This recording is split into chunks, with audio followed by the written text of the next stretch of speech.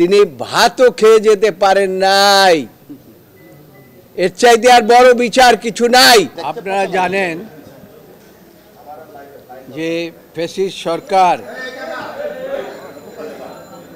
সাবেক প্রধানমন্ত্রী তিনবারের প্রধানমন্ত্রী, বাংলাদেশ জাতীয়তাবাদী দলের চেয়ারপারসন, গণতন্ত্রের নেত্রী, আপসীর নেত্রী বেগম খালেদা জিয়ার বিরুদ্ধে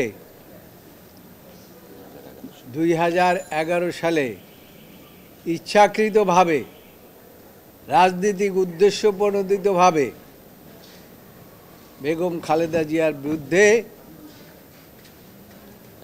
একটা প্রাইভেট ট্রাস্টকে নিয়ে আজকের যে মামলাটা, এর আগে আরেকটি মামলা সম্বন্ধে আপনাদেরকে বলেছি যে অরফানেজ, সেটা সম্বন্ধে আজকে আর বলতে চাই না। আজকে যে মামলাটি 15 নম্বর আদালতে শুনানি হয়েছে, সেটা হয়েছে শহীদ জিয়াউর রহমান চ্যারিটেবল ট্রাস্ট মামলা। এই মামলার মধ্যে ইনফ্যাক্ট কোনো সাক্ষী বলে নাই যে বেগম খালেদা জিয়া এই জিয়া চ্যারিটেবল ট্রাস্টের নামে কোনো ক্ষমতার অপব্যবহার করে কোনো টাকা আত্মসাৎ করেছে। বিশেষ করে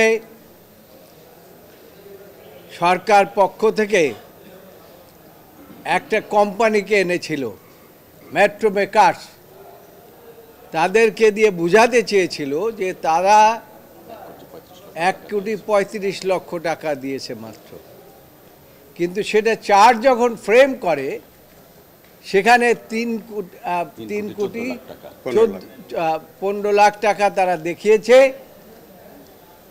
আমরা আর্গুমেন্টে আমাদের বলেছি যে এই সম্বন্ধে কোনো এভিডেন্স নাই।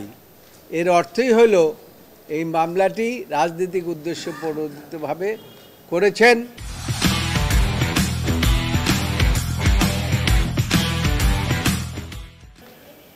আদালত আমাদেরকে শুনেছেন। দুদকের পক্ষ থেকে আইনজীবী খুব ভেহেমেন্টলি অপোজ করেছেন এবং তাকে যথেষ্ট সুযোগ দেওয়া হয়েছে।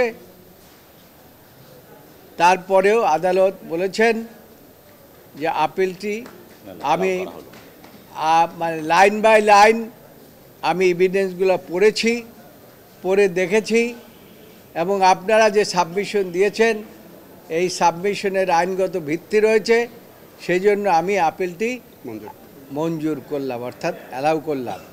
শেখ হাসিনা এই যে আমাদের বেগম খালেদা জিয়ার উপরে যে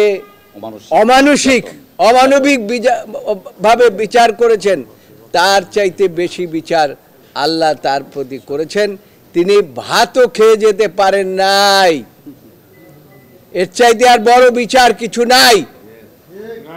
তো সুতরাং বেগম খালেদা জিয়ার আজকে খালাসে সারা দেশবাসী খুশি এবং আমরাও খুশি। আমরা আল্লাহর কাছে শুকরিয়া জানাই।